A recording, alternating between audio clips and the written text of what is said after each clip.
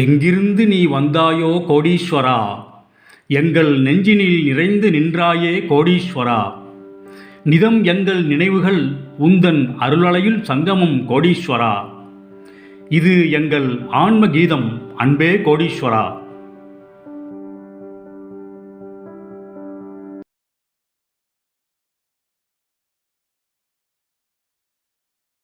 இப்போ நான் ஒரு தெய்வீகமான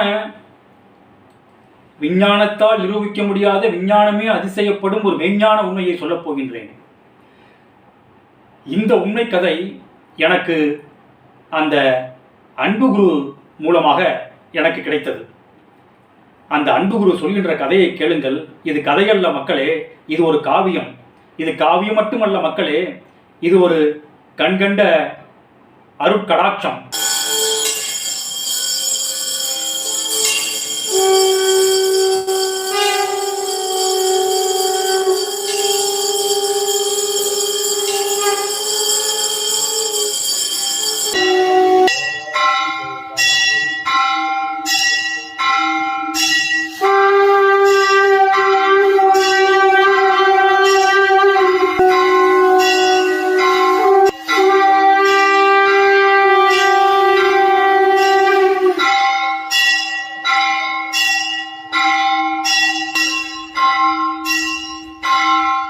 மக்களுக்கு மூட்டை சுவாமி என்ற ஞான வள்ளலால் அளிக்கப்பட்ட ஒரு அருட்கடாட்சம்.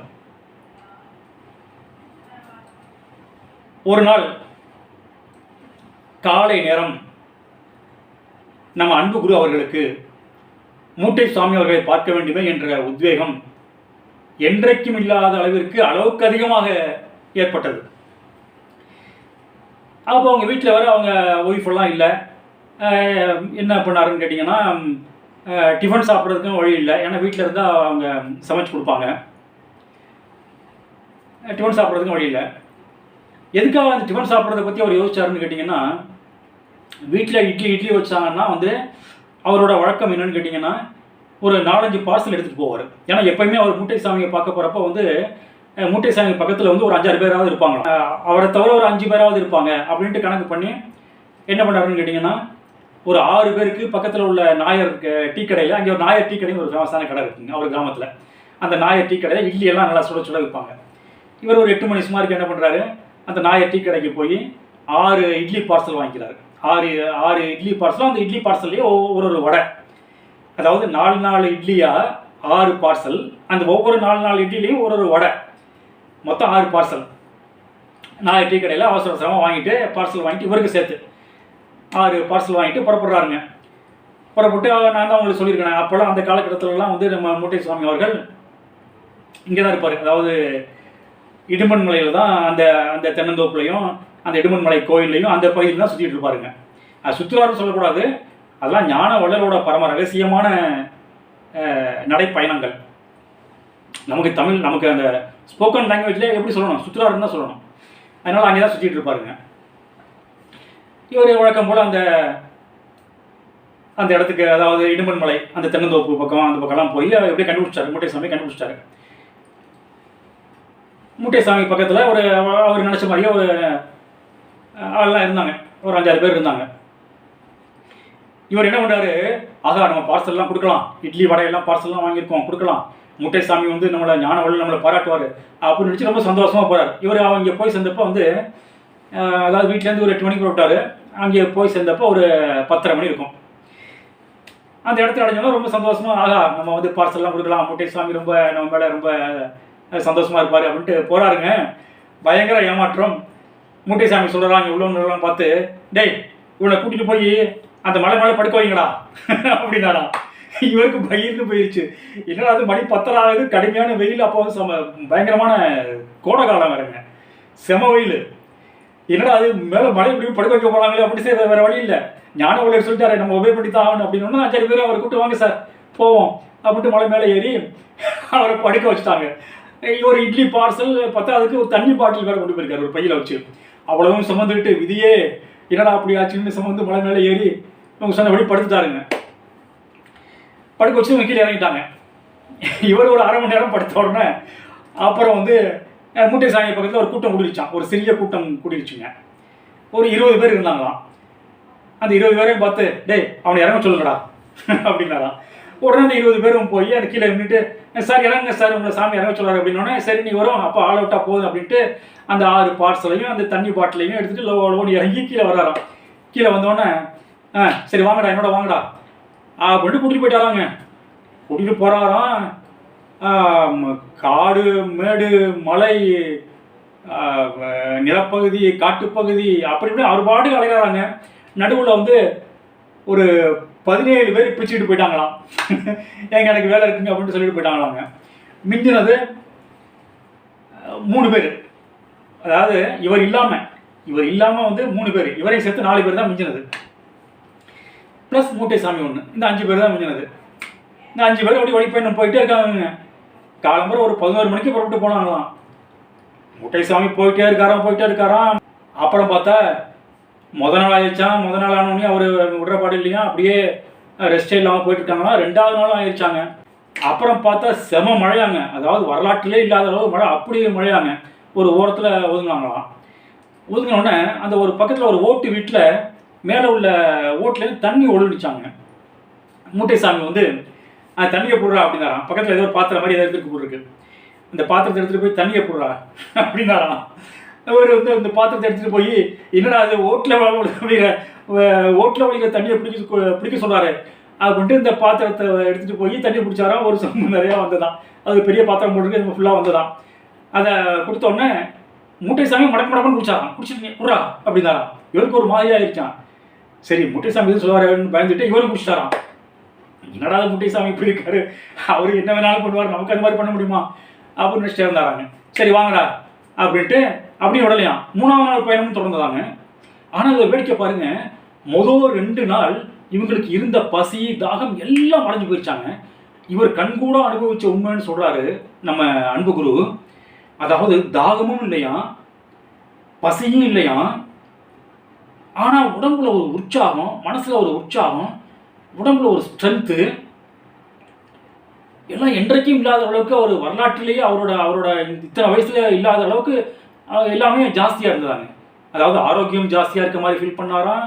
மன ஆரோக்கியமும் சரி உடல் ஆரோக்கியமும் சரி ஜாஸ்தியாக இருக்க மாதிரி ஃபீல் பண்ணாராம். என்றைக்குமே இல்லாத அளவுக்கு ஒரு வித்தியாசமாக இருக்க மாதிரி ஃபீல் பண்ணாராம். 2வது பசி இல்லையா, 3வது தாகம் இல்லையா. இப்படியே போயிட்டு இருந்தோடனே அப்புறம் அந்த பக்கத்தில் இருந்த 3 பேரையும் சரி போங்கடான்னு அனுப்பிச்சாராம். இவர் மட்டும் வச்சுருந்தாராங்க. இவர் மட்டும் வச்சுட்டு அப்புறம் அவராக மனசு இறங்கி சொன்னாராம், சரி நீ ஊருக்கு போகணும்ல, வா நான் உன்னை வழி அனுப்புகிறேன் அப்படின்ட்டு அந்த திண்டுக்கல் பழனி மெயின் ரோடு கூட்டிகிட்டு போய் அந்த பஸ் ஒரு இடத்துல என்னாராங்க. அங்கே ஒரு பாலம் மாதிரி இருந்துச்சாங்க. அந்த பாலத்தில் இவரை உட்கார வச்சாராம். உட்கார வச்சுட்டு அப்புறம் திடீர்னு என்ன நினைச்சாரா தெரியல, இங்கே வாடா அப்படின்னு சொல்லிட்டு மூட்டை சாமி என்ன பண்ணாராம், அவரோட இடுப்பு பகுதியை காமிச்சு, அதாவது இந்த முடிச்சு மாதிரி அந்த அவரோட அந்த ஜிப்பாவோட ஏதோ சம்திங் ஏதோ முடிச்சு மாதிரி போட்டு வயிற்றில் இருக்கிருந்துருப்பாருன்னு நினைக்கிறேன். அந்த இடத்த காமிச்சு, டே இங்கே தடவி விட்றா, இங்கே சொரிஞ்சு விட்றா அப்படின்னாராம். இவர் வந்து அன்பு குரு அந்த இடத்த பார்த்தாராம். அப்படியே பாவம் மூட்டை சாமிக்கு அப்படியே இருக கட்டின தடம் அப்படியே இருந்ததா, புண்ணு மாதிரி இருந்ததான். சாமி ஒரு பெரிய புண்ணு மாதிரி இருக்குது சாமி, நான் போய் பக்கத்தில் ஏதாவது நான் வந்து மருந்து ஏதாவது வாங்கிட்டு வர்றேன் அப்படின்னோடனே சரி போ அப்படின்ட்டாராம். இவர் பக்கத்தில் ஏதோ விசாரிச்சு ஏதோ ஒரு மெடிக்கல் ஷாப் ஏதோ அப்போ திறந்துருக்கும் போல் இருக்குது. பக்கத்தில் ஏதோ விசாரிச்சு ஏதோ ஒரு மருந்து ஆயின்மெண்ட் வாங்கிட்டு வந்தாராம். ஆயின்மெண்ட் வாங்கிட்டு வந்து மூட்டை சாமிகிட்ட கொடுக்குறாராம். இவர் மூட்டை சாமி என்ன பண்ணுறாரோ அந்த ஆயின்மெண்ட்டை பிதுக்கி தலையில் தடவிக்கிறாராம். ஆயின்மெண்ட் அந்த இடத்துல தடவாமல், அந்த இடுப்பு பகுதியில் புண்ணு இருக்க இடத்துல தடவாமல் தலையில் தடவிட்டாராம். இவருக்கு ஆச்சரியமாக போயிடுச்சான். என்னமோ ஒரு பரிபாஷையில் வந்து பேசுகிறது தான் பரிபாஷையில் பேசுவார், ஆனால் இப்போ வந்து செயல்லையும் பரிபாஷை பண்ணுறாருங்க அப்படின்ட்டு ஒரு ஆச்சரியப்பட்டாராம். அப்புறம் வந்து திடீர்னு என்ன பண்ணாராம், இவரை கூப்பிட்டு டே நீ அந்த இடத்துல உட்கார வேண்டாம் வாடா அப்படின்ட்டு வேற இடத்துல உட்கார வச்சுட்டு இவர் என்ன பண்ணாரா, ஒரு புளிய மரம் இருந்ததாங்க. அந்த புளிய மரத்தை அப்படியே ஒரு 4-5 சுற்றி வந்தாராம். சரி இது ஒரு பரிபாஷை செயல் போல் இருக்கு, முட்டைசாமி இப்பெல்லாம் பரிபாஷையில் பேசுறது இல்லை, பரிபாஷையில் செயலே பண்ணுறாரு அப்படின்னு நினச்சாராங்க. அப்படி நினச்சிட்டு இருந்தவர் திடீர்னு பாருங்க ஒரு பிரபஞ்ச அதிசயம் பாருங்க. திடீர்னு அப்படி பார்க்குறாங்க. இவர் முடிச்சுட்டு தான் இருந்தாராம்.